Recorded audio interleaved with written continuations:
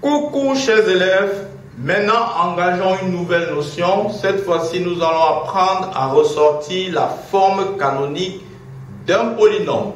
On a plusieurs types de cas qui cachent de notions importantes que nous allons vous expliquer au cours de cette vidéo. Nous avons donc dans notre activité le polynôme P, le polynôme Q et le polynôme R qui sont des polynômes de degré 2. La question posée, c'est de déterminer la forme canonique des polynômes P, Q et R dans un premier temps. Ensuite, de dire si chacun de ces polynômes est factorisable ou pas. Voilà donc, chers élèves, ce que nous allons faire dans le cadre de cette vidéo. Avant donc de commencer à ressortir les formes canoniques, nous allons donc rappeler la formule sur laquelle nous allons nous baser pour pouvoir ressortir cela. Alors, si j'ai un polynôme ax carré plus bx plus c, alors pour mettre sur sa forme canonique, qu'est-ce que je vais faire? La formule nous dit que ça va donner a facteur de x plus b sur 2a au carré moins b carré sur 4a carré plus c sur a. Voilà la formule qui nous permet de faire ressortir la forme canonique d'un polynôme de degré 2. Voyons donc maintenant comment faire pour ne pas rater, parce que dans le cadre de cette notion, beaucoup d'élèves se précipitent lorsqu'ils cherchent à faire ressortir la forme canonique. Ils ont deux problèmes.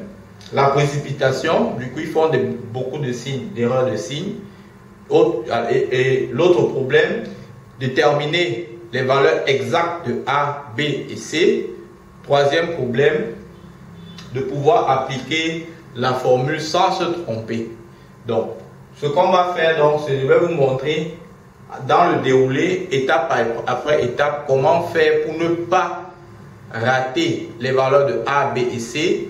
Comment faire pour pouvoir avancer en mesurant mes pas l'un après l'autre pour éviter le maximum d'erreurs. Et puis maintenant, vous allez voir où est-ce que vous allez vous arrêter pour pouvoir estimer que vous avez ressorti la forme canonique. Je prends P de x égale à moins 2x carré plus 5x moins 3. Alors, pour ne pas rater, la première chose que vous faites, c'est identifier A, B et C. A ici, c'est moins 2. B, c'est 5. C, c'est moins 3.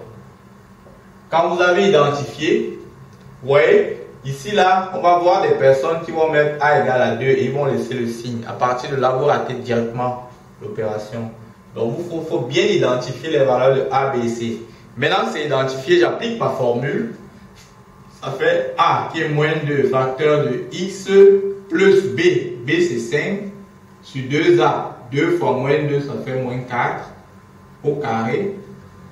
Moins B carré, ça va faire 25.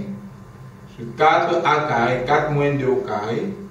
Plus C, C c'est moins 3 sur A qui est moins 2. Voilà. Maintenant, je fais la réduction. J'ai donc moins 2 facteur de x plus fois moins, ça fait moins 5A au carré. Moins 25 sur 2 au carré, c'est 4. 4 fois 4, ça fait 16. Moins fois moins plus 3 demi. Je continue de réduire. Je vais donc réduire ceci au même dénominateur. Pour passer de 2 à 16, je dois multiplier ici par 8. Donc je vais multiplier en haut et en bas par 8. J'aurai donc moins 2 facteur de x moins 5a au carré moins 25 sur 16 plus 24 sur 16. Et maintenant, je réduis mon expression pour avoir un résultat final. J'aurai donc moins 2 facteur de x moins 5k au carré, moins 25 plus 24, ça fait moins 1 sur 16. Alors, pour donc donner le résultat final, qu'est-ce que vous faites? Vous allez développer le moins 2. Donc, vous faites entre le moins 2. J'aurai donc moins 2 facteur de x moins 5k au carré. Ça fois ça, ça fait plus 2 16e. Voilà, d'autres personnes peuvent simplifier. Il est même recommandé de simplifier. C'est à ce niveau que vous vous arrêtez. Quand vous demandez la forme canonique, vous vous arrêtez à ce niveau. Ça, c'est la première chose. Une autre chose, c'est de savoir que quand vous développez, le moins de là n'entre pas dans la puissance. Non, la puissance est prioritaire. Donc le moins de va venir rester ici. Et puis vous allez faire ça, ça fois ça, ça donne ça. Ça fois ça qui va donner ça. Voilà là où on s'arrête. Et on estime qu'en on s'arrête là-bas, on a donné la forme canonique du polynôme P. On va continuer avec le deuxième cas. On va trouver la forme canonique du polynôme Q. Q de x, c'est x carré plus 4x plus 4. On identifie A, B et C. A ici c'est 1, B c'est 4, C c'est 4. Et donc on applique la formule, ça va faire 1 facteur de x plus B sur 2A, donc 2 fois 1 au carré, moins B carré, donc 4 au carré, sur 4 fois 1 au carré, plus C sur A, C c'est 4, A c'est 1. On développe, ça fait 1 facteur de x plus 4 sur 2, ça fait 2 au carré, moins 16 sur 4 fois 1 qui est 4, plus 4, qui va donner donc 1 facteur de x plus 2 au carré, moins 4 plus 4, qui donne 1 facteur de x plus 2 au carré, 4 moins 4 ça fait 0, donc plus 0. Vous voyez comment je vais pas à pas. Il n'y a pas question de se précipiter. Parce que quand on suit les étapes, on est sûr d'arriver. Maintenant, quand j'ai fait ça, je développe ça fois ça. Ça va donner x plus 2 au carré. 1 fois 0, ça donne 0. Donc, je peux écrire 0, c'est rien, ça ne représente rien. Voilà donc la forme canonique de mon polynôme Q. Passons au dernier. On va trouver la forme canonique du polynôme R. Alors, R de x ici, c'est 3x carré plus x plus 2. A, c'est 3. B, c'est 1. C, c'est 2. Alors, ça va donner 3 facteurs de x plus b. B, c'est 1 sur 2a. 2 fois 3, ça fait 6.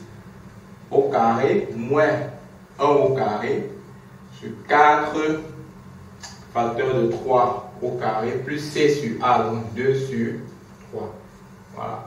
Et maintenant, ça fait 3 facteurs de x plus 1 sixième au carré moins 1 sur 3 au carré, c'est 9. 4 fois 9, ça fait 36 plus 2 sur 3. Alors, pour passer de 3 à 36, on peut multiplier par 12. Donc, on va multiplier en haut et en bas par 12.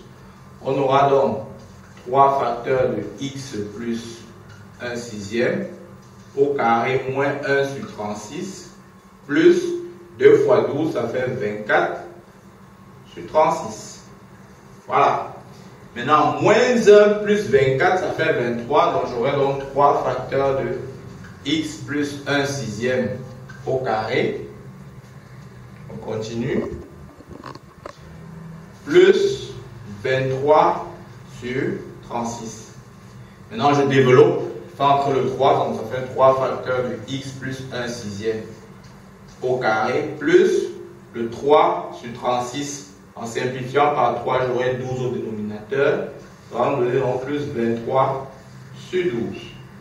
Voilà donc la forme canonique du polynôme R. Maintenant, dernière étape, dire si chacun de ces polynômes, au regard de leur forme canonique, sont factorisables. Ce que vous devez comprendre, c'est que pour qu'un polynôme soit factorisable, il doit être, sa forme canonique doit être sous la forme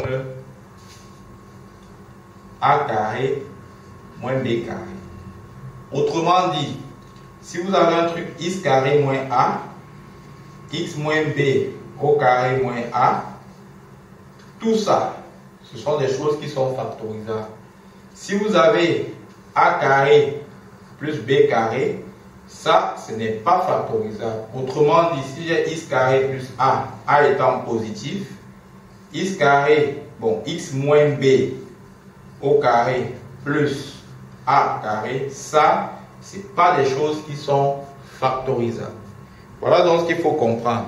Maintenant, quand je vous ai expliqué cela, quand je viens donc ici, je regarde mon expression, je regarde déjà, je constate que le coefficient ici et le coefficient ici sont de signes contraires. Ça veut dire que ces deux éléments peuvent se mettre sur l'une de ces formes-ci. Ça veut dire que cette forme canonique peut se mettre sur l'une de ces formes-ci. Donc, conclusion, RP est bien factorisable. Si je viens maintenant ici, on voit déjà que le Q de X ici est sous la forme d'un produit de facteurs. Il est déjà sous sa forme factorisée. N'oubliez pas que voir si un polynôme est factorisable, c'est simplement de voir si ce polynôme peut se mettre sous la forme d'un produit de facteurs. Or, Q de X étant déjà sous la forme d'un produit de facteurs, il est factorisable. Il est même déjà factorisé. Et enfin, R de X, quand vous regardez R de X, les deux signes ont le même signe. C'est impossible de pouvoir factoriser R de X. Voilà donc, chers élèves, ce que j'avais à vous expliquer dans le cadre de cette vidéo. J'espère que j'ai été suffisamment clair et pas trop long. Si vous avez des questions, vous me les laissez en commentaire. Sinon, je prends congé de vous. Bye bye.